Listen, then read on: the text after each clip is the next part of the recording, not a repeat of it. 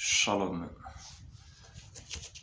Des textes du Tanakh censurés.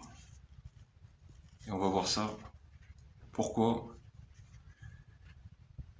Et on va aller directement dans le vif du sujet parce que, et là je m'adresse aux tribus d'Israël. Toutes les tribus, à Israël, à mon peuple juif. Donc j'ai préparé un petit, dans le Tanakh, dans la Torah d'Israël, des choses qui ont été écrites par les prophètes, Ishaïa, Ésaïe et Michée, Zacharia, Psaume de David, Daniel, et ça révèle justement ce qui a été annoncé, ce qui s'est passé. Et 2000 ans après, on attend encore le Mashiach, mais il est déjà arrivé. Il reviendra, Mashiach, le Mashiach ben David, et le Mashiach ben Yosef, le petit Mashiach ben Yosef, justement qui prépare la venue du grand Mashiach. Son Seigneur, son Sauveur, son Roi. Donc je vais commencer, frères et sœurs, on va lire dans Ésaïe. Ésaïe, on va aller au chapitre 9. Alors, Ésaïe, chapitre 9, verset 5. Écoutez bien. En effet, un enfant nous est donné, un fils nous a été donné, et la souveraineté reposera sur son épaule. On l'appellera merveilleux, conseiller, Dieu puissant, Père éternel, prince de la paix. Étendre la souveraineté, donner une paix sans fin au trône de David et à son royaume. L'affermir et le soutenir par le droit et par la justice, dès maintenant et pour toujours. Voilà ce que fera le zèle de l'Éternel, le Maître de l'univers. On va aller aussi au verset 7, au chapitre 7, verset 14. Pardon. Voilà pourquoi c'est le Seigneur lui-même qui vous donnera un signe. La Vierge sera enceinte, elle mettra au monde un fils, et l'appellera Emmanuel, qui veut dire Dieu avec nous. La Vierge sera enceinte. Donc ça a été Myriam qui a mis au monde Yahushua. Donc ça c'est un indice. Et on va continuer Ésaïe toujours au chapitre 50. Au verset 6. Écoutez bien. J'ai présenté mon dos à ceux qui me frappaient et mes joues à ceux qui m'arrachaient la barbe. Je n'ai pas caché mon visage aux insultes et aux crachats. Cependant, le Seigneur, l'Éternel, est venu à mon aide. Voilà pourquoi je ne me suis pas laissé atteindre par les insultes. Voilà pourquoi j'ai rendu mon visage dur comme une pierre, et je sais que je ne serai pas couvert de honte. Jésus-Christ, Yahushua, qui était à la croix, qui s'est fait fouetter, 40 coups de fouet, il s'est fait humilier, cracher dessus, insulter. Tout ça, ça a été prophétisé dans Ésaïe, dans le Tanakh, dans l'Ancien Testament. Et justement, il y a un Ésaïe chapitre 53 qui a été enlevé, censuré dans le Tanakh par les rabbins qui s'étaient aperçus qu'ils avaient crucifié leur Mashiach. Et c'est fou, c'est qu'ils ont retiré ce texte. Mais on va le lire, je vais vous le lire. Et là, je m'adresse à mes frères et à mes sœurs. Donc, chapitre 53. Je vais le lire en entier. Qui a cru à notre prédication? À qui le bras de l'Éternel a-t-il été révélé? Il a grandi devant lui comme une jeune plante, comme un rejeton qui sort d'une terre toute sèche. Il n'avait ni beauté ni splendeur, propre à attirer nos regards, et son aspect n'avait rien pour nous plaire. méprisé et délaissé par les hommes, homme de douleur, habitué à la souffrance.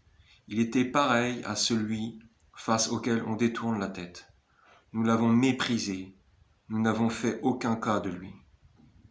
Pourtant, ce sont nos souffrances qu'il a portées. C'est de nos douleurs qu'il s'est chargé. Et nous l'avons considéré comme puni, frappé par Dieu et humilié. Mais lui, il était blessé à cause de nos transgressions, brisé à cause de nos fautes. La punition qui nous donne la paix est tombée sur lui. Et c'est par ses blessures que nous sommes guéris. Jésus à la croix. On en parlera justement, qu'il a été en agneau, se sacrifier comme victime expiatoire. Je vais poursuivre dans Isaïe 53, verset 6. Nous étions tous comme des brebis égarées, chacun suivait sa propre voie. Et l'Éternel a fait retomber sur lui nos fautes à tous. C'est ça, Jésus, Yahushua, est venu mourir à la croix pour prendre nos péchés sur lui.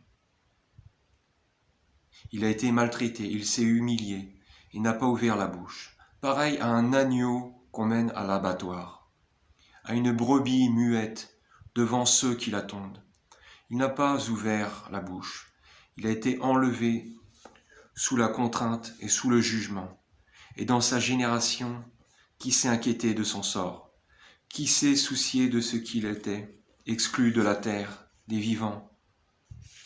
Frappé à cause de la révolte de mon peuple, on a mis son tombeau parmi les méchants, sa tombe avec le riche, alors qu'il n'avait pas commis de violence et qu'il n'y avait pas eu de tromperie dans sa bouche. Souvenez-vous, les Juifs ont crucifié Yahushua, entouré des brigands, des deux brigands. L'Éternel a voulu le briser par la souffrance. Si tu fais de sa vie un sacrifice de culpabilité, il verra une descendance et vivra longtemps. Et la volonté de l'Éternel sera accomplie par son intermédiaire. Après tant de troubles, il verra la lumière et sera satisfait. Par sa connaissance, mon serviteur juste procurera la justice à beaucoup d'hommes. C'est lui qui portera leurs fautes. Voilà pourquoi je lui donnerai sa part. Au milieu de beaucoup, il partagera le butin avec les puissants, parce qu'il s'est dépouillé lui-même jusqu'à la mort, et qu'il a été compté parmi les criminels, parce qu'il a porté le péché de beaucoup d'hommes, et qu'il est intervenu en faveur des coupables. Et oui, Yahushua Mashiach, Yahushua, il est venu prendre tous les péchés sur lui à la croix. Et il s'est laissé faire, il l'a fait par amour. C'était ça le Mashiach. Beaucoup de Juifs ont attendu la venue du Mashiach pour faire la guerre contre les Romains, contre l'ennemi. Comme David, un David puissant.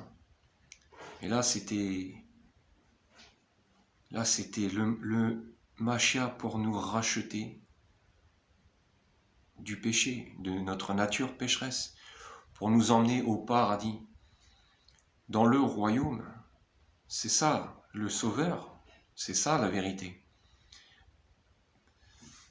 Pareil à un agneau qu'on mène à l'abattoir, à une brebis muette devant ceux qui l'attendent. Et ce sont nos souffrances qu'il a portées, ce sont nos douleurs qui s'est chargé.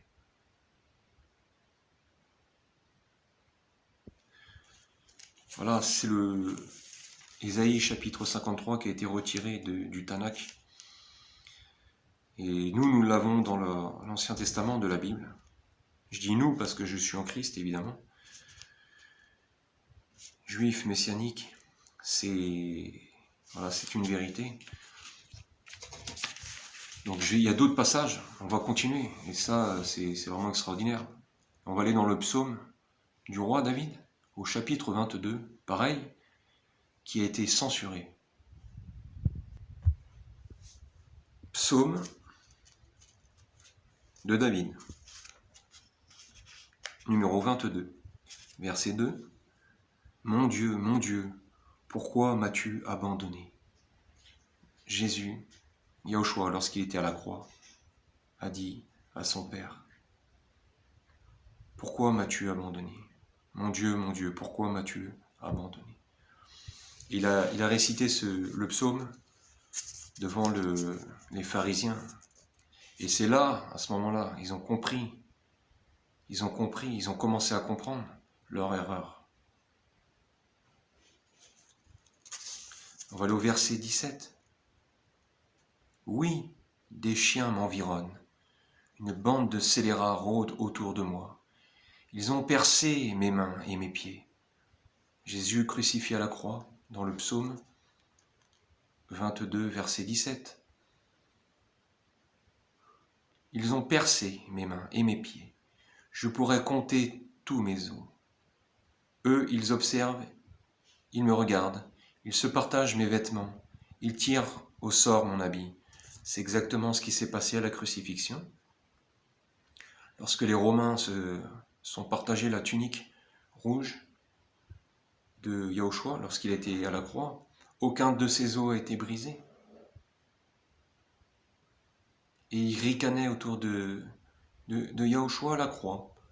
Ça a été prophétisé par David, ça a été prophétisé par Ésaïe et bien d'autres. Oui, des chiens m'environnent, une bande de scélérats rôde autour de moi. Ils ont percé mes mains et mes pieds. Je pourrais compter tous mes os. Eux, ils observent, ils me regardent, ils se partagent mes vêtements, ils tirent au sort mon habit. Voilà.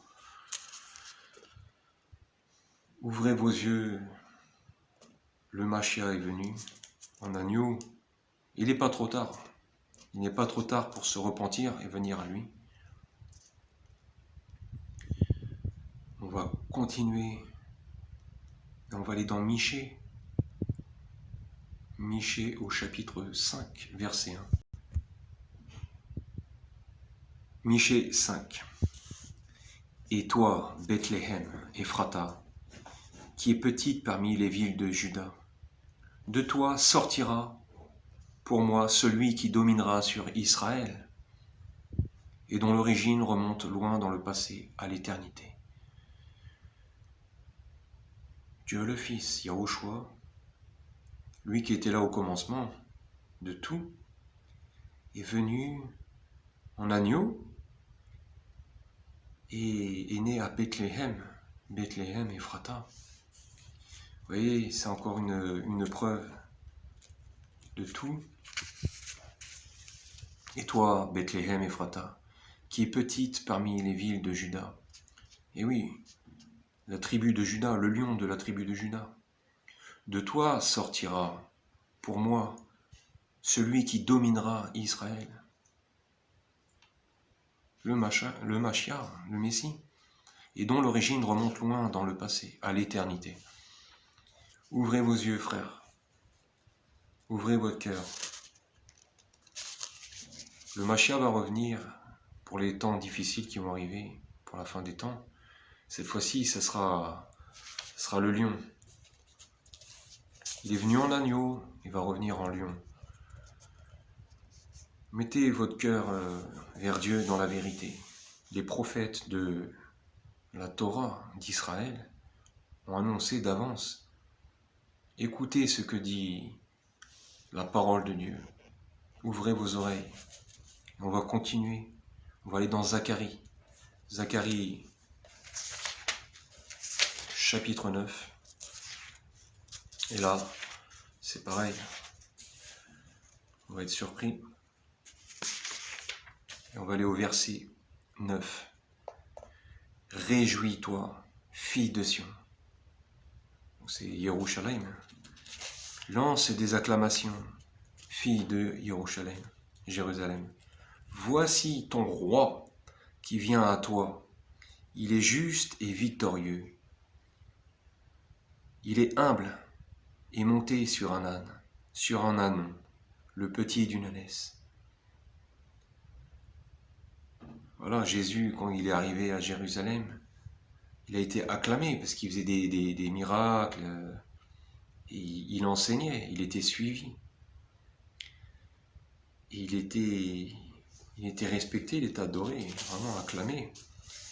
Il est arrivé humble sur un âne, voilà. Pas dans la force, mais dans l'amour, dans la douceur, dans l'humilité. C'est ça qui n'a pas été accepté en Israël principalement. Ils n'ont pas compris pourquoi le Mashiach est venu mourir à la croix. Ça, ils n'ont pas compris. Et dans ce qu'on a dit justement auparavant, c'est qu'il est venu en agneau pour prendre nos péchés, notre nature pécheresse, et nous donner la vie éternelle dans le royaume de Dieu. C'est merveilleux, c'est ça le Mashiach, c'est le Messie. C'est le Sauveur. C'est pas la guerre, il y a eu les guerres saintes par David et par les prophètes. Mais là, cette fois-ci, c'est quelque chose de merveilleux. C'est pas une victoire terrestre que Dieu nous donne, c'est la vie éternelle dans son royaume. Très bien, et on va aller aussi au chapitre 12 dans Zacharie, au verset 10. Alors je déverserai sur la famille de David et sur les habitants de Jérusalem un esprit de grâce et de supplication. Et ils tourneront les regards vers moi, celui qu'ils ont transpercé. Voyez, celui qu'ils ont transpercé. Les Juifs ont transpercé, ils l'ont crucifié sur la croix. Ils ne se sont même pas rendus compte. Ils pleureront sur lui comme on pleure sur un fils unique. Et oui, le fils unique de Dieu.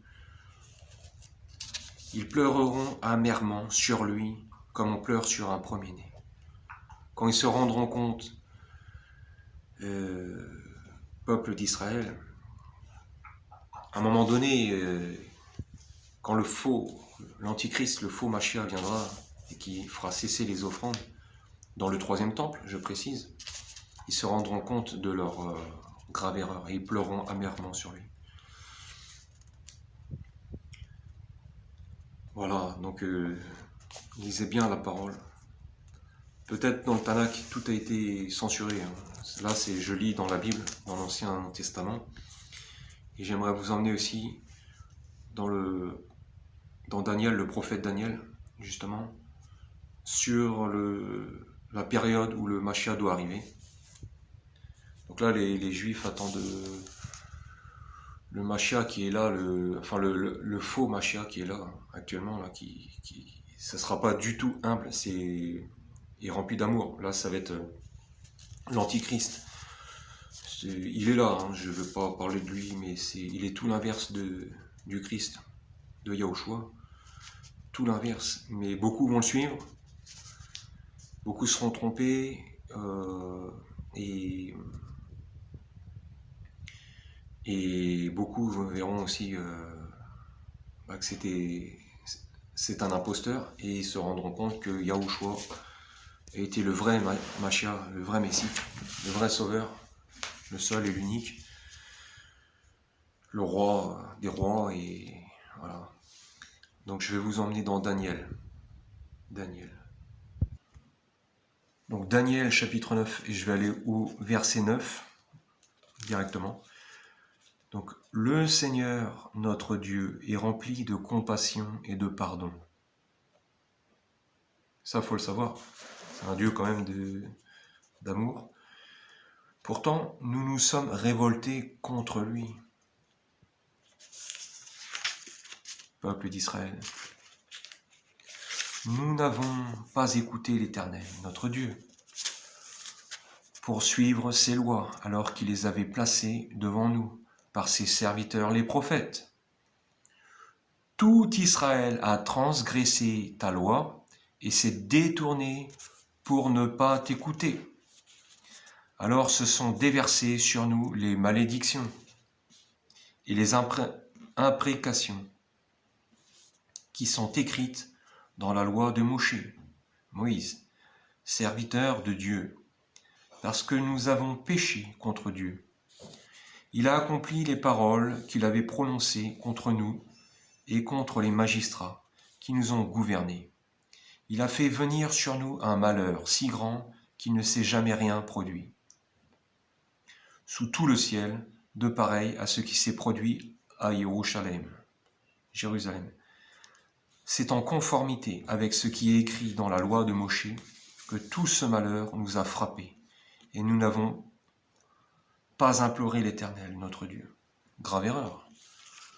C'est comment le peuple élu s'est détourné plusieurs fois des prescriptions de Dieu. Ils ont, sans chercher à se repentir et à vénérer des idoles, c'est abominable. Un peuple élu qui s'est endurci. Ouvrez votre cœur à Dieu. Et nous n'avons pas imploré l'Éternel, notre Dieu. C'est grave. Nous ne nous sommes pas détournés de nos fautes. Nous n'avons pas prêté attention à ta vérité. Prophète Daniel qui parle. L'Éternel a veillé sur ce malheur. Il l'a fait venir sur nous parce que l'Éternel, notre Dieu, est juste dans tout ce qu'il fait. Mais nous n'avons pas écouté sa voix. Et maintenant, Seigneur, notre Dieu, toi qui as fait sortir ton peuple d'Égypte, par une main puissante, et qui t'es ainsi fait la réputation qui est la tienne aujourd'hui, avec tout ce qu'il a fait comme miracle en libérant le peuple de Dieu, son peuple, d'Égypte, qui est sorti d'Égypte, lui qui a donné les commandements à Moshe, les victoires qui ont été remportées. Comment le peuple de Dieu s'est-il détourné à ce point-là? Donc frères, lisez la parole de Dieu, ouvrez votre cœur à la vérité. Je vais continuer. Maintenant donc, notre Dieu, écoute la prière et les supplications. Voilà, là c'est de la repentance. De ton serviteur et fais briller ton visage au-dessus de ton sanctuaire dévasté. Pour l'amour du Seigneur, mon Dieu, tends l'oreille et écoute. Ouvre les yeux et regarde nos ruines, regarde la ville à laquelle ton nom est associé. En effet, ce n'est pas en nous appuyant sur nos actes de justice que nous te présentons nos supplications, mais en nous appuyant sur ta grande compassion. Voilà, mettez votre espérance en Dieu, dans son amour, sa compassion. C'est un Père qui nous aime. Seigneur, écoute. Seigneur, pardonne. Seigneur, sois attentif et agis sans tarder par amour pour toi. Mon Dieu, en effet, ton nom est associé à ta ville et à ton peuple. C'est le prophète Daniel qui a un cœur vraiment disposé à Dieu, qui est merveilleux, Daniel, prophète Daniel. Justement, le temple a été détruit. C'est quand même... pourquoi le temple a été détruit? Si Dieu habite dans le temple, comment est-ce possible? Mais si le peuple de Dieu se détourne de lui, alors Dieu s'en va. Et le peuple reste la pierre. Que de la pierre. Il n'y a plus rien dedans. On va continuer. Donc là, on va parler des 70 semaines révélées par le prophète Daniel. D'accord? Donc là, on va aller... donc Daniel, qui est l'archange Gabriel, qui a été voir Daniel pour lui révéler un message. Daniel, je suis venu maintenant pour ouvrir ta compréhension.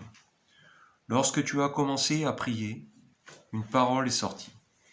Et je viens pour te l'annoncer, car tu es considéré comme précieux. Sois attentif à la parole et comprends la vision. Ce sont 70 semaines qui ont été fixées pour ton peuple et pour ta ville sainte, pour faire cesser la révolte, et mettre un terme au péché pour expier la faute et amener la justice éternelle. Pour marquer d'un sceau la vision et le prophète, et pour consacrer par onction le lieu très saint. Donc là on parle, il y a un mot qui est très important, c'est le mot expier. Donc je vous ai parlé tout à l'heure de Yahushua, Jésus, qui a été à la croix en agneau en tant que victime expiatoire. C'est-à-dire qu'il a pris tous les péchés sur lui, sur ses épaules, en se sacrifiant. C'est la victime expiatoire. Il nous sauve de cette façon. Donc là, on nous précise au verset 24, pour expier, faire cesser la révolte et mettre un terme au péché. Voilà. Donc Yahushua, hein, c'est là où c'est notre sauveur. Et ça a été prophétisé par Daniel, déjà. Il nous parle des 70 semaines. Donc les 70 semaines, c'est des semaines prophétiques. C'est 70 fois 7 ans, qui fait 490 ans. Donc ça, à l'époque, ça nous donne un indice. C'est que le Mashiach viendra dans 490 ans. D'accord. Donc ceux qui attendent le Mashiach, là, au jour d'aujourd'hui, donc cette vidéo, nous sommes le 21 décembre 2022. Et les Juifs qui se sont endurcis, comme à l'époque, le peuple qui a été déporté, donc là, ils attendent encore, hein, c'est un antichrist, un faux Mashiach, ils l'attendent ferme. Hein. D'ailleurs, le troisième temple, il va être construit, c'est un temple qui va être maudit, je le dis clairement, parce que le vrai temple a été crucifié, c'est Yahushua, hein. Il l'a dit, hein, détruisez ce temple et je le rebâtirai en 3 jours. Donc Jésus qui a été ressuscité le 3e jour. Voilà. Le vrai temple céleste viendra donc à la fin des grandes tribulations. C'est celui-là qu'on attend aussi, avec notre Mashiach, notre roi. Hein. Et ça, je vous donne des versets, c'est à vous d'ouvrir votre cœur à Dieu en vérité. Alors verset 25, sache-le donc, et sois attentif, depuis le moment où la parole a annoncé que Jérusalem sera restaurée et reconstruite jusqu'au Mashiach, au conducteur, il y a 7 semaines et 62 semaines. Les places et les fossés seront restaurés et reconstruits, mais ce sera une période de détresse. Après les 62 semaines, le Mashiach, le Messie, sera exclu, et il n'y aura personne pour lui venir en aide. Le peuple d'un prince qui viendra détruira la ville et le sanctuaire, puis sa fin arrivera comme par une inondation. Donc là, pour les eschatologues, donc les historiens, il faut comprendre que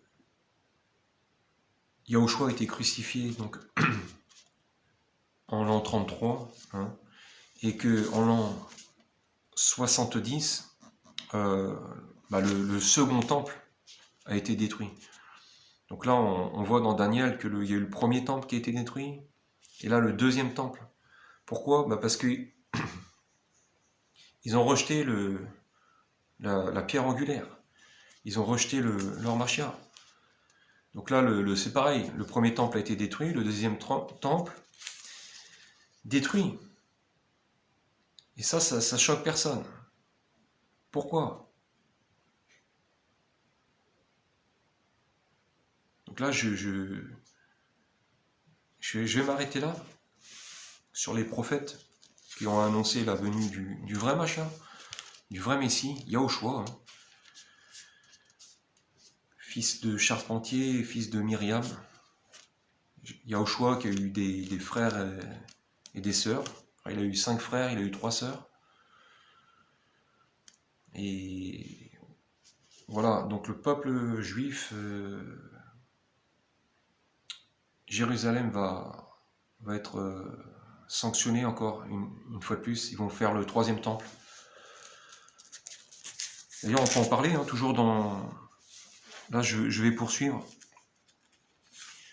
Le peuple d'un prince qui viendra et détruira la ville et le sanctuaire. Il est décidé que les dévastations dureront jusqu'au terme de la guerre. Il imposera une alliance d'1 semaine à beaucoup, et au milieu de la semaine, il fera cesser le sacrifice et l'offrande.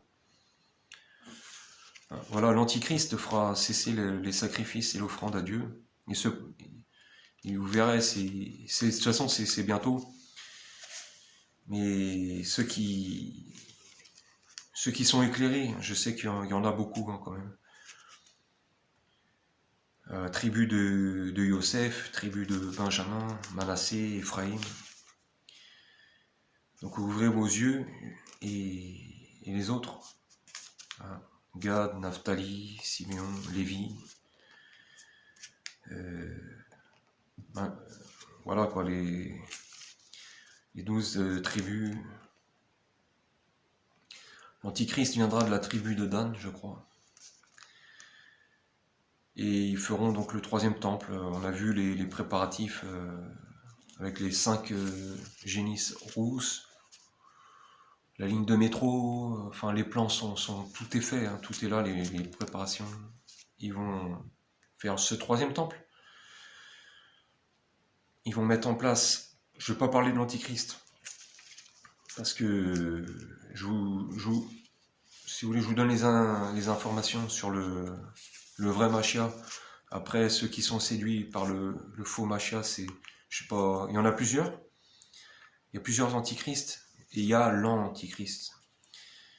Mais je ne vais pas parler de lui, c'est pas utile. Les gens verront. Il imposera aussi sa marque de la bête. Il voudra pucer les gens comme du bétail. Et il emmènera cette multitude en enfer, dans le feu éternel. C'est écrit dans l'Apocalypse, chapitre 13 et chapitre 14. Voilà, le vrai Mashiach est rempli d'amour, il est humble, et il nous donne la vie éternelle. Il est le chemin, la vérité et la vie. Et on va aller cette fois-ci, je vais finir avec ce verset, j'aimerais vous le citer, je ne l'avais pas prévu, mais je voudrais vraiment vous le dire. C'est dans l'évangile de Jean au chapitre 3, comprendre pourquoi. Donc, je vous invite à lire le Nouveau Testament, la Nouvelle Alliance en Yahushua. Donc Jean, Yohanan, si vous voulez, qui était apôtre et ami de notre Seigneur Jésus, car les frères enfin les disciples de Jésus sont appelés frères et sœurs. On est vraiment une famille. On vit dans l'amour. Donc Jean chapitre 3, verset 16. En effet, Dieu a tant aimé le monde qu'il a donné son Fils unique, ça on l'a cité tout à l'heure, Fils unique, afin que quiconque croit en lui ne périsse pas, mais ait la vie éternelle.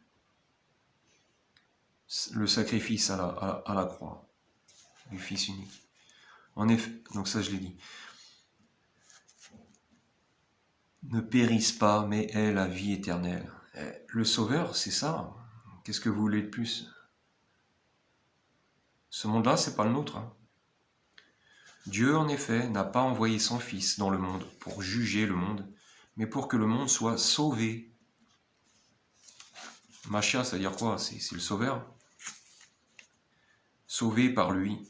Celui qui croit en lui n'est pas jugé, mais celui qui ne croit pas est déjà jugé. Ah oui, par sa nature mauvaise de pécheur. Donc là, c'est tout ce qu'on a lu auparavant. Yahushua est venu en victime expiatoire pour porter sur lui tous nos péchés Et celui qui croit en lui, qui vit dans sa parole, dans son amour, qui fait sa volonté, celui-là est son disciple, et il aura la vie éternelle. Malheureusement, celui qui ne croit pas est déjà jugé parce qu'il n'a pas cru au nom du Fils unique de Dieu. Et voici quel est ce jugement. La lumière est venue dans le monde, et les hommes ont préféré, c'est un choix, ils ont préféré les ténèbres à la lumière parce que leur manière d'agir était mauvaise. Tout comme Dieu s'est détourné du premier temple et du deuxième temple. Voilà, c'est un choix que vous faites. Soyez bénis dans le nom de Yahushua, Hamashiach. Gloire à Dieu. Shalom.